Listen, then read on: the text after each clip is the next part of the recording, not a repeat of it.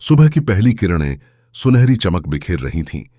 जब नायरा ने अपने नए शहर में कदम रखा, उसकी खूबसूरती ने सबका ध्यान खींचा। लेकिन इस शहर में कुछ गहरे राज छिपे थे। नायरा का हाथ में कैमरा था। वह शहर की खूबसूरत जगहों की तस्वीरें खींचने आई थी। लेकिन उसकी अनजाने में खींची गई एक तस्वीर ने उसका जीवन बदल दिया। तस्वीर में एक रहस्यमय व्यक्ति, जिसे शहर में हकीम माना जाता था, उसकी नजर में आ गया। हकीम की बातें रहस्यमय थीं, उसकी आंखों में गहराई थी। वह हमेशा ताजगी भरे औषधियों और जड़ी बूटियों के साथ रहता था। सुना था कि वह लोगों की समस्याएं हल कर सकता है, लेकिन बाजार में उसके बारे में कई अंधविश्वास थे। एक रात नायरा ने हकीम के पास जाने का निर्णय लिया। उसकी जिज्ञासा ने उसे उस दरवाजे तक पहुंचा दिया, जो न केवल उसके सवालों के जवाब दे सकता था, बल्कि उसे एक अनजाने दुनिया में भी ले जा सकता था। हकीम ने नायरा का स्वागत करते हुए एक गुप्त औषधि का जादू दिखाया। उसने कहा कि यह औषधि केवल आत्मा की सच्चाई को ही प्रकट कर सकती है। नायरा ने संकोच करते हुए यह औषधि ले ली। लेकिन जब नायरा ने औषधि का सेवन किया, तो वह एक भयानक सच्चाई के सामना हुई। उसके चारों ओर सब कुछ बदलने लगा। शहर का माहौल काला और डरावना हो गया। वह एक अनजाने खतरे में फंस चुकी थी। जब उसने हकीम से मदद मांगी, वह बस मुस्कुराया और कहा, हर सवाल का जवाब हमें अपने भीतर ढूंढना होता है। अब नायरा को यह समझ में आया कि वह केवल एक खूबसूरत लड़की नहीं थी, बल्कि उसे अपने भीतर की शक्ति और साहस को खोजने का अवसर मिल चुका था। इस यात्रा में उसे न केवल अपने डर पर काबू पाना था, बल्कि अपने छिपे हुए रहस्यों का भी सामना करना था। हताशा में नायरा ने फैसला किया कि वह इस रहस्य को सुलझा कर ही रहेगी। उसकी आंखों में अब दृढ़ निश्चय था, और वह हकीम के पीछे जाकर रहस्यमय शहर के वास्तविक चेहरे को उजागर करने का संकल्प ले चुकी थी। इस खूबसूरत और रहस्यमय सफर ने नायरा को एक नई पहचान दी।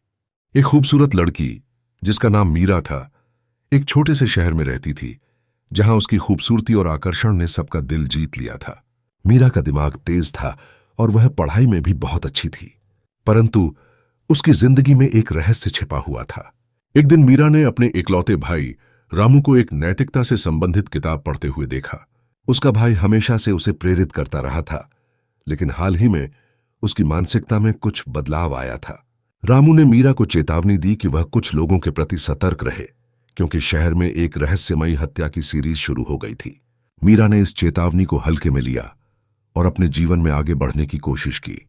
लेकिन एक रात जब वह टहलने के लिए निकली, तो उसे एक परछाई महसूस हुई। वह पलट कर देखती है, लेकिन कोई दिखाई नहीं देता।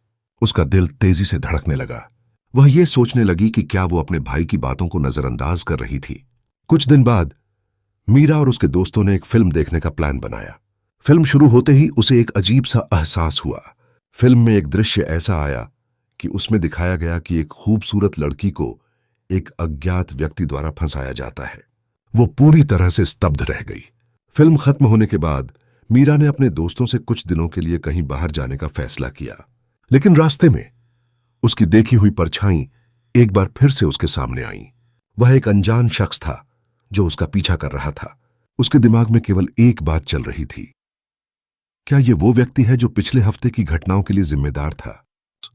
आखिरकार मीरा ने अपनी बुद्धिमानी का इस्तेमाल किया। उसने चतुराई से उस रहस्यमय आदमी को अपने भाई रामू और पुलिस के पास पहुंचाने की योजना बनाई।